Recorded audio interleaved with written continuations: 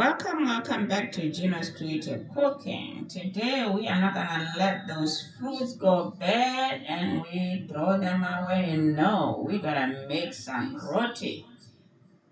Roti is like a wrap, and the bread I'll be using is called roti. So everything is so ripe. The bananas are very ripe. The avocado is very ripe. But they really produce a very good lunch for me. Mm-hmm. Yep. And I added some eggs into it.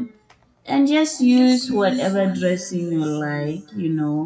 I like the vegan dressing from Trader Joe. It's great. Yeah.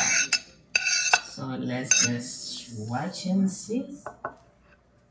And don't forget to subscribe after watching this video. Comment and like. And press that notification bell so when I post something, you do not miss out. I post different things. I like sharing with you, my subscribers. And yes, don't forget to press that notification bell if you haven't subscribed.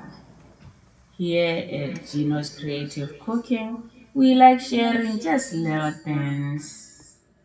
Yeah, that vegan Caesar salad, it is really great. I love using it. But just use anything you like.